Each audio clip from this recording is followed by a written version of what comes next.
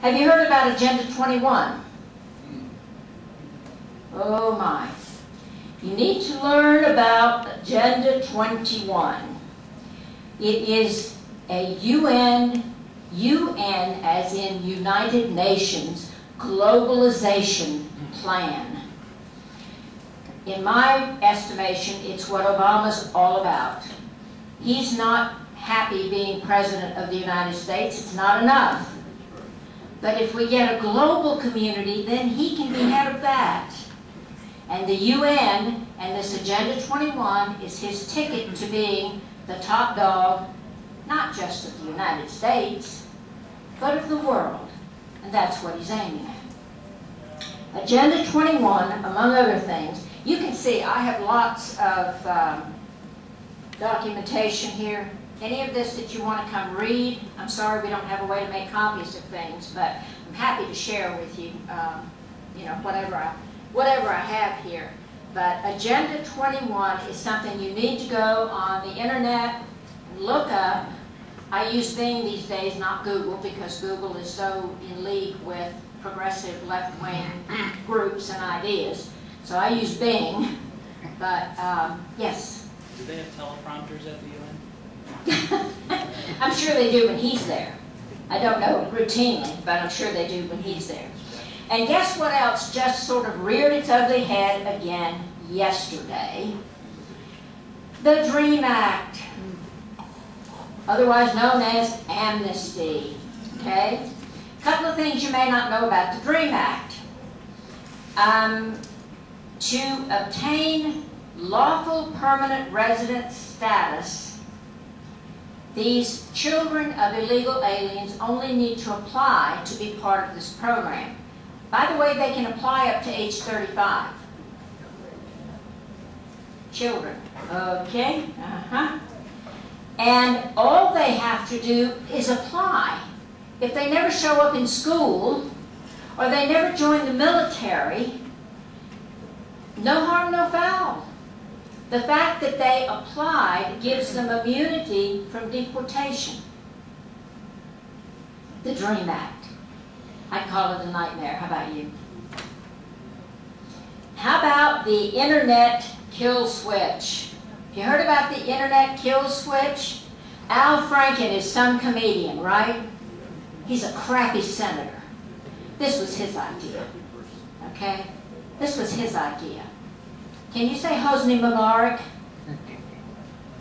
That's what you get when you have an Internet kill switch. Okay? Net neutrality is another one. They're looking for a problem to fix in a situation where there isn't a problem. Okay? And I'm getting behind here because I owe somebody a lot of candy. I just told you about chunks and chunks that they're taking out of our republic, right? I'm not going to throw it. Relax. Don't get under your chair. I'm not going to throw it. I'm going to put it on your table here. And I'm not going to try. Oh, now you're challenging me. Oh, look at this. Look at this. If I make this, I'm going to faint. So you all kind of call 911.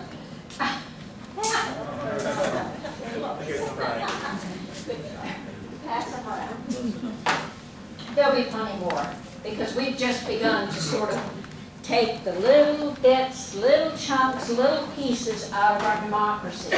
That's what happens. I'm sure you've heard and seen Glenn use the demonstration of the frog. You put a frog in a pan of cold water, as happy as he can be. Heat the water just a little at a time, and by the time he figures out it's time to jump out, he can't anymore. That's what we're doing here. That's all we're doing. How long do you think it's going to be before prayer's outlawed anywhere? I mean, you know, we live in a state and in a part of a state where happily most legislative and other, you know, official meetings still start with prayer, but they're beginning to whittle it away. You know, we come down here for a good life and good weather and all the other good things that come from living in Southwest Florida. ACLU members come down here for the same reason, and also because it's untapped territory. They are working on it hard. How many of you knew that last Thursday was the National Day of Prayer? Oh, congratulations. You know, 10 years ago, that was a big, big deal. I worked for the base commander at Homestead Air Reserve Base, and it was my job every year for about 7 years to put on the annual prayer breakfast. We had 3- and 4-star generals come and speak to us about what a difference their faith had made in their lives. Well, according to a judge last year, this atheist group called Freedom from Religion Foundation filed suit, and this judge said, no more National Day of Prayer. Okay? Now what they want to do is tax the miles you drive. All right?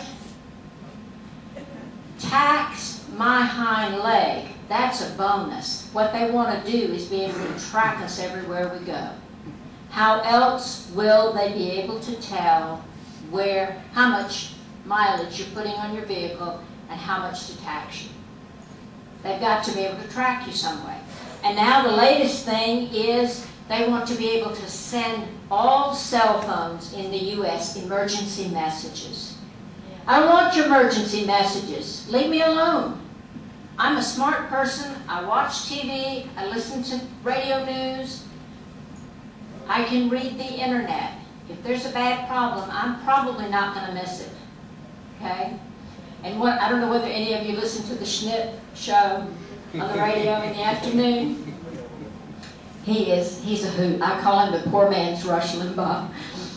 But he got off on a tear this afternoon. He said, well, maybe it would be a good thing if somebody, if there was a bomb threat in Grand Central Station, they could call the telephones of all the people that were in Grand Central Station and have them get out of there.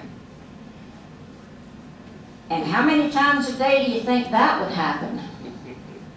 How long do you think it would take before terrorists figured, what a fun game? And it doesn't cost us anything. We don't have to build any bombs or kill anybody or, put ourselves at risk. Terrific idea, right? Track your mileage and tax you on it. Now, here's the one that I was calling everybody and his brother about yesterday, that I would encourage you to do the same. This is Senate Bill 679. Now stand by for this swan of a title.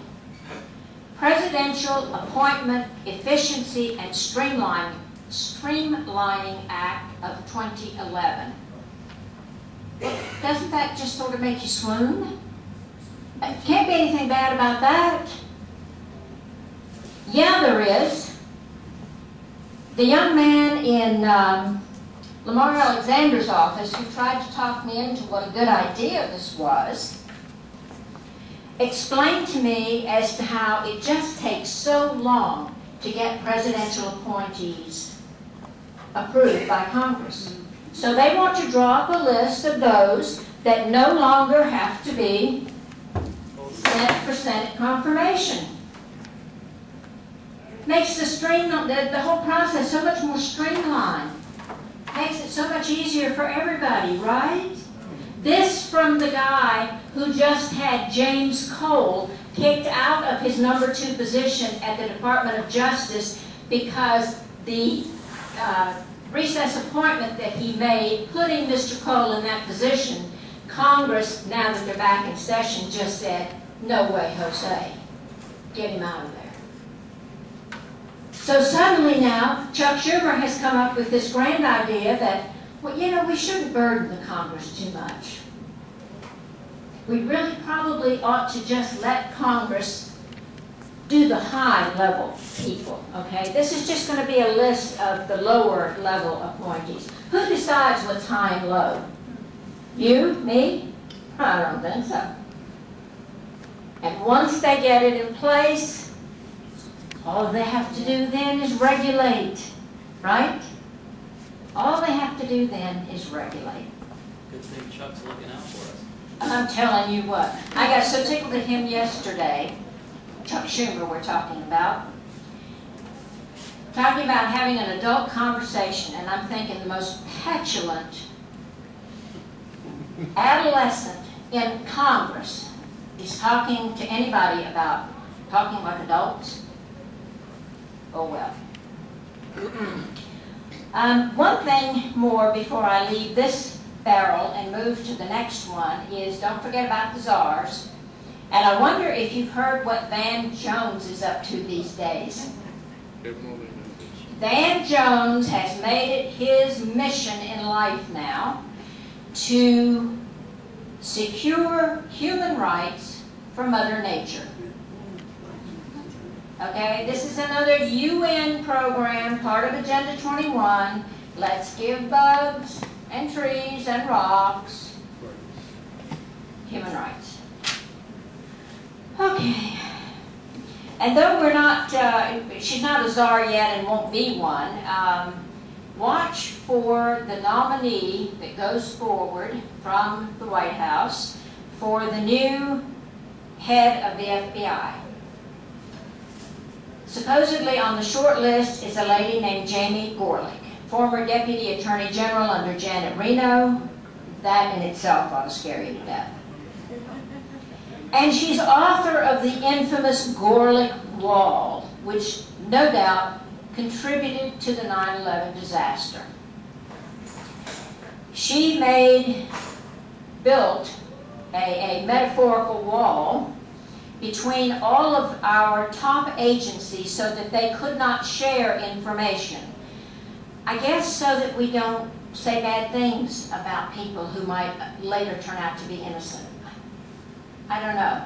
But the fact that the FBI wasn't talking to the CIA, who wasn't talking to the DIA, anyway, enough said on that. May I ask a quick question? Sure. Do you think that could be related to Hayden's choice of the electronic sifting program called Trailblazer?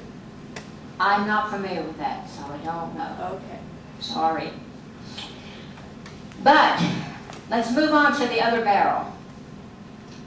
The other barrel in our double-barreled assault is stealth jihad. Does everybody sort of understand what jihad is? Okay, it's warfare. Now, some of them will try to tell you, well, it's spiritual warfare. Well, yeah, it is. But spiritual warfare doesn't blow up towers, doesn't blow up planes, doesn't try to blow up planes. So let's start with some other definitions. Reference Muslims. First of all, there are two major sects, and I'm sure you've heard these before, Sunni and Shia. Shia and Shiite are virtually the same, so the words are often used, those terms are used often interchangeably. Sunni is the biggest number of Muslims.